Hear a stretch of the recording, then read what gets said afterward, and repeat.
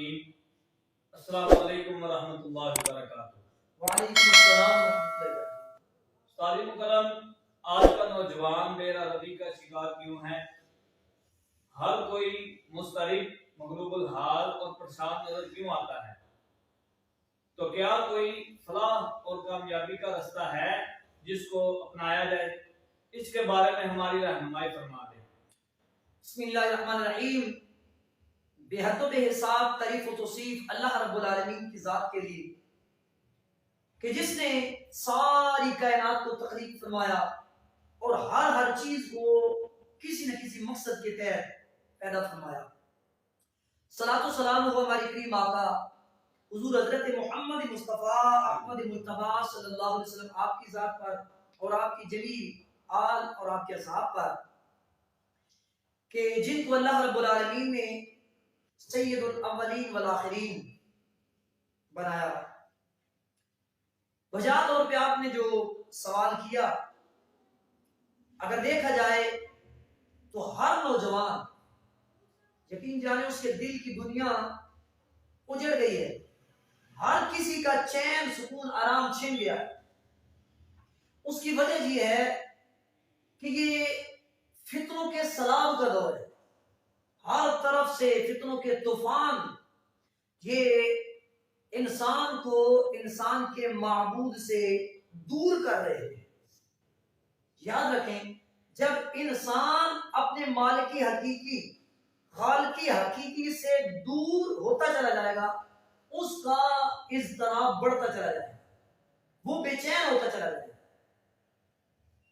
پارہ نمبر 13 کی ایک آیت کریمہ ہے، اللہ رب العالمین نے ارشاد فرمایا سورہ ابراہیم، الا بذکر اللہ تطمئن القلوب،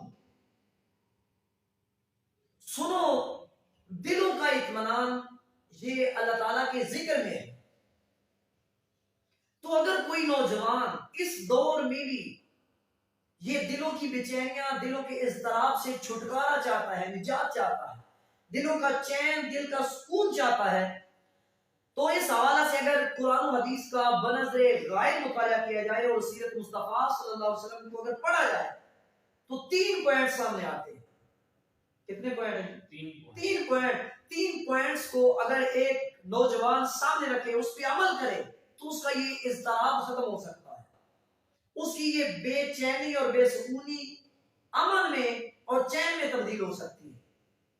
ان میں سے سب سے پہلا پوائنٹ یہ ہے، اب ضرورت ہے اس بات کی کہ نوجوان نسل اللہ رب العالمین کی پاکیزہ کلام قرآن مجید فرقان حمید کو کھولے، اس کی تلاوت کرے، اس کا ترجمہ اور تفسیر پڑھے، اور صرف پڑھنے کی حد تک نہ رہے بلکہ ترجمہ اور تفسیر کسی عالم کے پاس بیٹھ کے سمجھنے کی کوشش کرے۔ قرآن مجید کو صرف پڑھنا ہی کافی نہیں ہے بلکہ قرآن مجید کو سمجھنا بہت ضروری ہے۔ وہ کیوں؟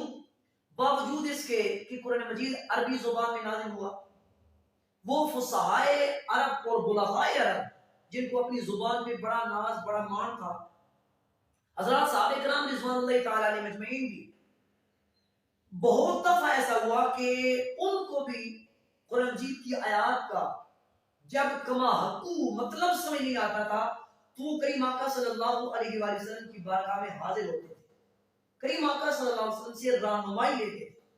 تو جب حضرات اہل بیت یا صحابہ کرام رضوان اللہ تعالی علیہ مجمعین کے لیے ضروری ہے کہ وہ قرآن مجید کو خود آپ سمجھنے کے ساتھ ساتھ رہنمائی بھی لیں، تو ہمارے لیے تو بدرجہ اتم، بدرجہ اولا ضروری ہے کہ قرآن مجید کو خود بھی پڑھیں اور کسی پڑھانے والے سے رہنمائی بھی حاصل کریں۔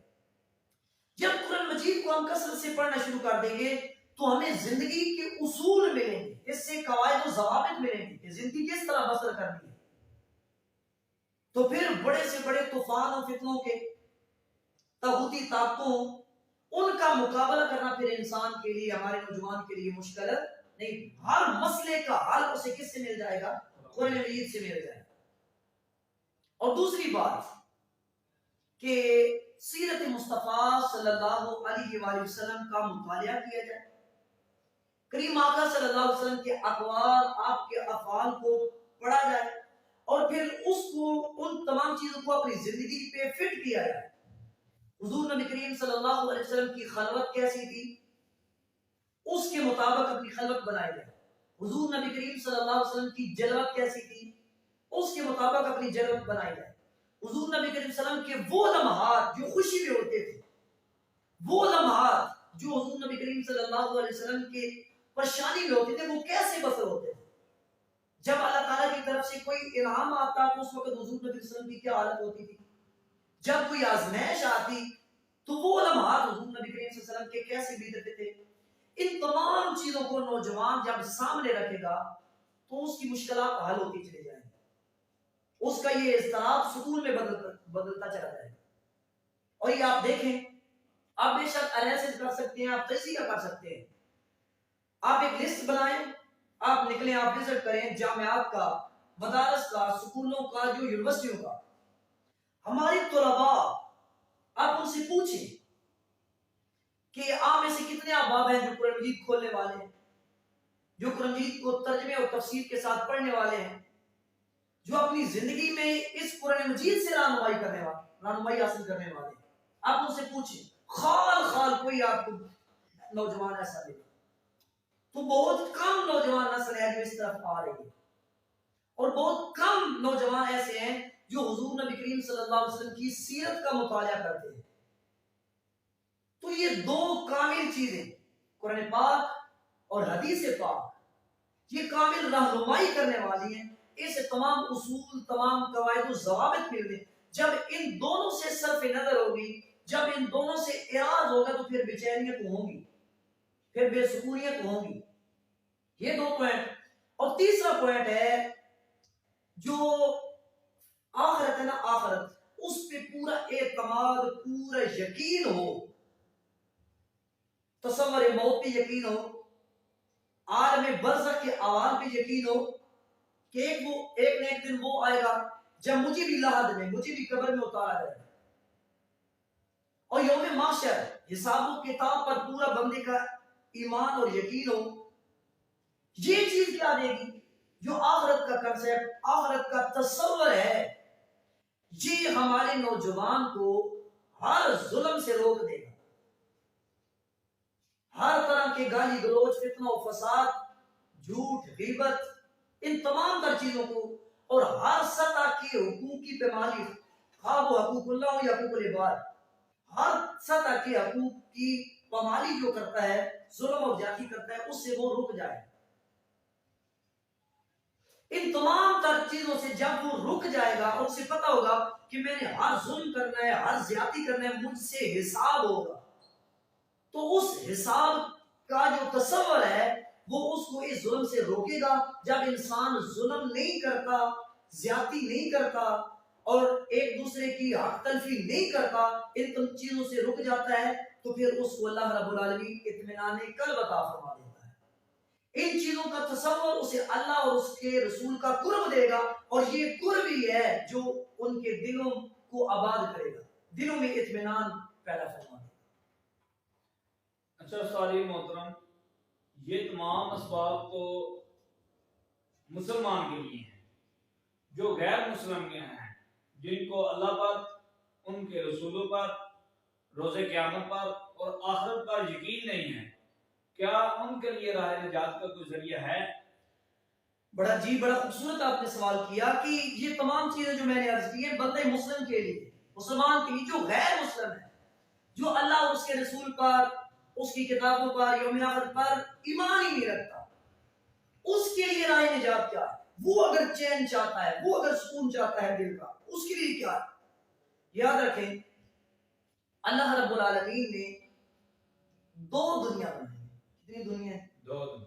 ایک انسان کے من کی دنیا ہے، ایک انسان کے تن کی دنیا ہے. انسان دو طرح کی دنیا، من کی دنیا میں غور و فکر کرے یا ظاہری دنیا پر غور و فکر کرے. ہر دنیا کا غور و فکر، ہر دنیا کا تصور اسی حقیقت اور اصلیت تک لے جائے. وہ اپنے اعضائے بدنیہ ہی کو دیکھے کہ یہ میرے ہاتھ ہیں، ان کی ساخت کیسے ہے، ان کے مقاصد کیا ہیں، کن مقاصد کے پیش نظر ہاتھ کو تخلیق کیا گیا ہے. اپنی آنکھیں دیکھ لے، کان دیکھ لے، دماغ دیکھے، دل پہ غور کرے ایک ایک عضو پہ غور کرے گا، من کی دنیا میں ہی اس کو حقیقت اور اصلیت کا راستہ مل جائے. ظاہری دنیا کی میں ایک مثال دیتا ہوں. بندہ چلا جائے وسیع و عریض صحرا میں چلا جائے، بندہ وادیوں میں پہاڑوں میں چلا جائے، وہاں اکیلا کھڑا ہو اور ہر چیز کا معائنہ کرتے ہوئے دیکھتے ہوئے یہ تصور کرے کہ ایک چھوٹی سی چھوٹی چیز بھی بننے میں اپنے بنانے والے کی محتاج ہوا کرتی ہے. وہ بنانے والا اس چھوٹی سی چھوٹی چیز کو بھی بنانے سے پہلے ایک پورا پلان بناتا ہے، ایک پورا تصور. اس پلان اس تصور کے پیش نظر پہ وہ کام کرتا ہے، تب جا کے وہ چیز بنتی ہے.